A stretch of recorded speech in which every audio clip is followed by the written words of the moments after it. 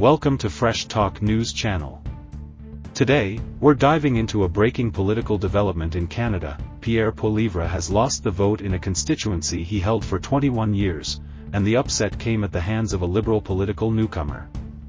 Many believe his populist approach may have cost him the seat. When protesting truckers rolled into downtown Ottawa and occupied the Canadian capital for 4 weeks, they were greeted by a man waving from a highway overpass, wearing red mittens with white maple leaves on the palms. That man was none other than Pierre Poilievre, who would go on to lead the Conservative Party and, until recently, was widely seen as Canada's next Prime Minister. But now, he's facing a new title, former Member of Parliament. In a stunning turn of events, voters in Mr. Poilievre's riding, as districts are called in Canada, voted him out of office on Monday. His strong support for the 2022 Freedom Convoy appears to have played a major role in his defeat. Many voters in this part of Canada still remember that time, and not fondly. With Ottawa paralyzed, local businesses shut down, and residents kept awake by non-stop air horns, Poilievre was seen delivering coffee and donuts to the truckers. These truckers were protesting pandemic restrictions and Prime Minister Justin Trudeau's Liberal government. By Tuesday, Poilievre's support for the convoy, whose leaders have since received criminal convictions, was a common concern among voters in Carleton. Populist politics is not for me, said Rick Pawlowski, a voter who had previously supported the Conservatives. But the trucker protest wasn't the only reason for Poilievre's downfall. Some Canadians said they didn't trust him to handle the pressure from President Trump's trade war or Trump's vow to annex Canada as the 51st state, especially given Poilievre's echoing of Trump-like rhetoric.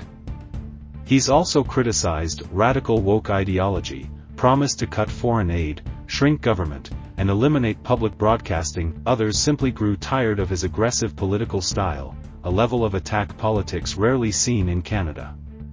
His slogan, "Canada is broken," rang out in many speeches, until Trump's rhetoric sparked a new wave of Canadian patriotism.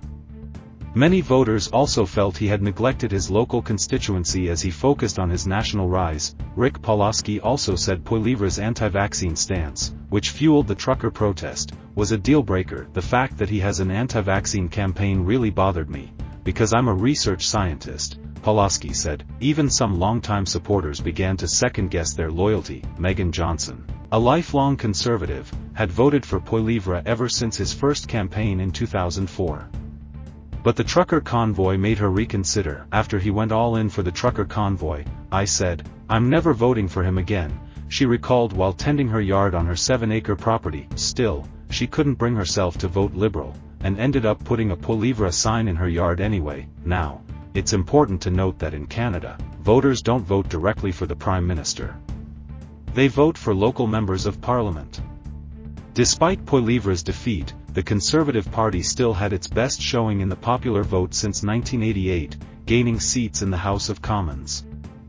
Poilievre lost to Bruce Fanjoy, a retired businessman and first-time Liberal candidate. Fanjoy started campaigning back in 2023, a long lead time for a Canadian parliamentary race.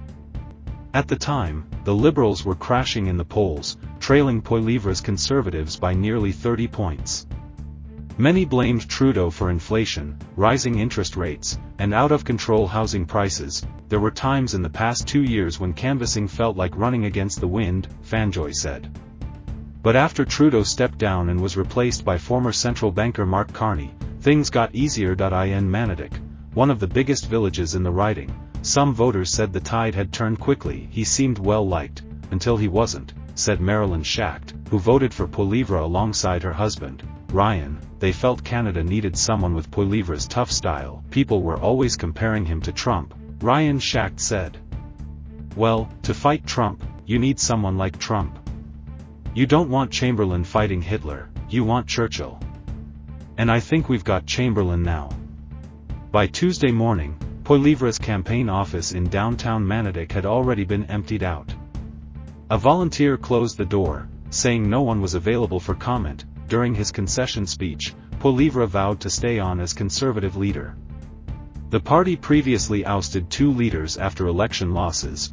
it remains to be seen if that fate awaits him too. There's already speculation that a Conservative MP from a safe seat in Alberta might step down, allowing Poilievre to return to Parliament through a special by-election, outside a restored mill in Manotick. Fanjoy summed it up well: there's a strong Conservative tradition in Carleton.